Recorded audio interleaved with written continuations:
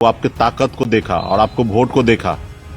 जब 2019 में सिमरी बख्तियारपुर में हमने चुनाव लड़ा, अपने दम पर हमने 25,000 26,000 वोट लाया, तो उनका एहसास हुआ कि बिहार का निषाद जो है अति पिछड़ा का बेटा सनत मोल्ला मुकेश सहनी के साथ है। जब से हम लोग सरकार में आए तब से परेशान करने का कोशिश किया। नमस्कार, आपके साथ मैं रोहित कुमार, आप न्यूज़ 4 नेशन पर हैं। मुकेश सहनी से बीजेपी डर गई है और इसका खुलासा खुद मुकेश सहनी ने किया है। उन्होंने कहा है कि बहुत सारी बातें बंद कमरे में होती हैं और उन बातों को खुल के तो नहीं कह सकते, लेकिन ये साफ हो गया है कि जिस वीआईपी पार्टी से बीजेपी को 11 सीटों पर समझौता करना पड़ा था, उसी वीआईपी को आने वाले वक्त में 21, 31 और 51 सीटों पर जो है बीजेपी या फिर एनडीए के दूसरे दलों को समझौता करना पड़ेगा। शायद यही वजह है कि लगातार तेजी से बढ़ते वीआईपी पार्टी से डर गई है बीजेपी। मुकेश सहनी ने कहा है कि शायद ये डर है कि अब लगातार उन्हें टारगेट किया जा रहा है।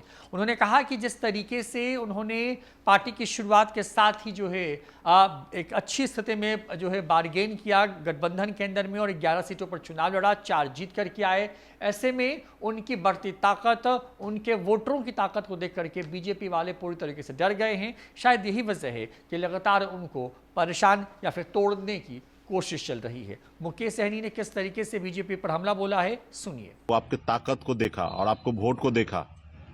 जब 2019 में सिमरी बख्तियारपुर में हमने चुनाव लड़ा, अपने दम पर हमने 25,000 26,000 वोट लाया, तो उनका एहसास हुआ कि बिहार का निषाद जो है अति पिछड़ा का बेटा सनत मोल्ला मुकेश सहनी के साथ है, और उसी के बदौलत आपको उन्होंने बुलाया। और आज क्या जरूरी है कि एक सीट उपचुनाव के लिए आपके साथ लड़ाई लड़ रहा है, तो ये कहीं ना कहीं उनकी अपनी रणनीति है। तो उनकी रणनीति, वो अपनी रणनीति पे वो काम करे, हमें अपनी रणनीति के साथ काम करना है। साथियों, कई समस्या है। आपने देखा कि डे 1 से, जब से हम लोग सरकार में आए तब से परेशान करने का कोशिश किया।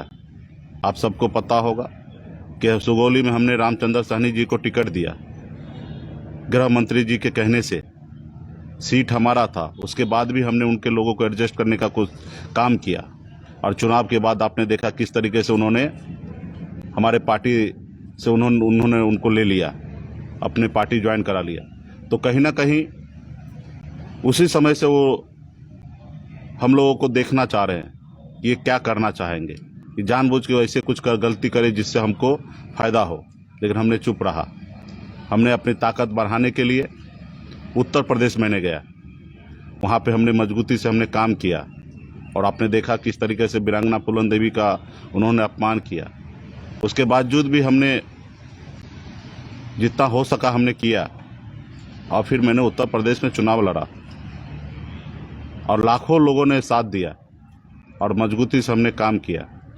लेकिन लोगों को हजम नहीं हो रहा, और जो लोग बहुत कुछ बोल रहे हैं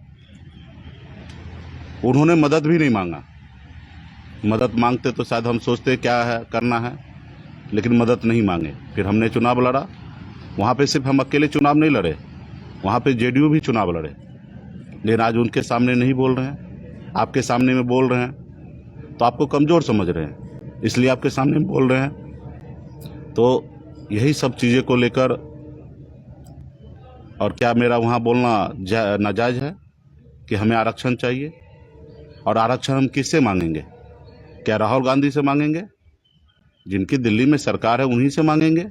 उन्हीं से नाराज होंगे? उत्तर प्रदेश में क्या अखिलेश जी के बारे में बात करें? जिनकी सरकार है योगी जी के, उनके बारे में बात करेंगे? उन्होंने किस तरीके से निषाद को अपमान किया, किस तरीके से फूलन देवी को प्रतिमा पे एक माला तक चढ़ाने के लिए नहीं दिया। तो हम, और चुनाव के समय में तो होता है, आपको जब आप दोस्त नहीं हैं तो जाहिर सी बात है अपने एजेंडा, अपने मुद्दे को लेकर बात रखना है। अब उसके लिए अगर कोई लोग चाहेंगे परेशान करेंगे, तो वो आपको और हमको निर्णय करना है। आज हमारे भारतीय जनता पार्टी के सांसद महोदय ने कहा कि आप